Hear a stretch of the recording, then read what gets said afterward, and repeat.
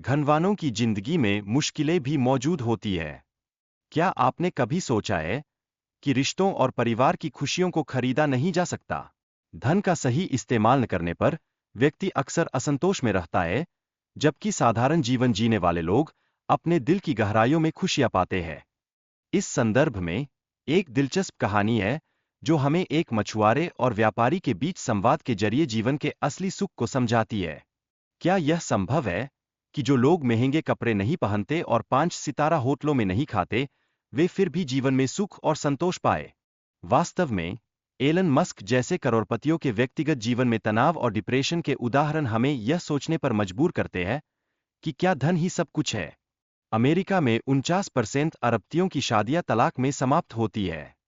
क्या यह स्पष्ट नहीं करता कि धन से परिवार की खुशियां नहीं खरीदी जा सकती?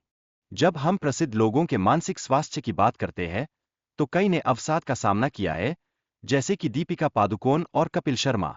यह तथ्य दर्शाता है कि धन की दौड़ में अक्सर लोग अपनी सामाजिक जिम्मेदारियों को भूल जाते हैं। क्या आप जानते हैं कि कई फिल्म अभिनेता तंबाकू उत्पादों के लिए विज्ञापन करते हैं? हालांकि कई लोग धन में कमी का सामना नहीं करते, फिर भी वे संतोष की कमी का अनुभव करते हैं। यह क्या है जो उनकी जिंदगी को और मुश्किल बना देता है? गरीबी को रोमांटिकाइज करना सही नहीं है। हमें गरीब बच्चों की स्थिति को देखकर दुर्दैव होना चाहिए, न कि प्रेरित होना। धन कमाने की होड़ हमें सही जीवन जीने से हटा सकती है। क्या हमने कभी सोचा है कि सच्ची संतोषजनकता पैसे से नहीं, बल्कि जीवन के अनुभवों से आती है? यह एक महत्वपूर्ण रहस्य है जिसे हमें समझना होगा। सामाजिक मीडिया पर दिखाया गया जीवन अक्सर असली नहीं होता।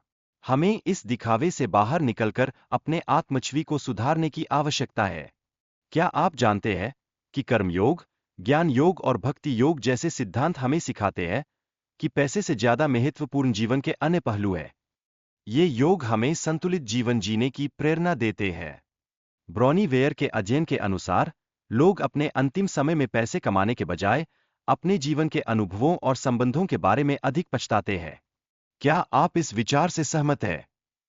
गौतम बुद्ध का संदेश, मध्य मार्ग, इस बात पर जोर देता है कि हमें भौतिक चीजों में पूरी तरह से डूबना नहीं चाहिए। संतोष और सरलता से जीना ही असली सफलता है। क्या यह संभव नहीं है कि खरीदारी और उपभोग की एक निरंतर चक्र में फंसना हमें वास्तविक खुशी से दूर ले जाता है? यह चक्र कभी खत्म नहीं होता, लेकिन हम इसे तोड़ सकते हैं। धर्मों में दान का महत्व, जैसे हिंदू धर्म में दान, इस्लाम में ज़कात और सिख धर्म में दसवंध का सिद्धांत, हमें सिखाता है कि असली खुशी देने में है। आखिरकार, वास्तविक खुशी के अन्य स्रोतों के बारे में चर्चा हमें यह समझाने में मदद करती है कि जीवन में संतोष कैसे पाया जा सकता है। क्या आपने कभी सोचा है कि ये स्रोत क्या हो सकते हैं?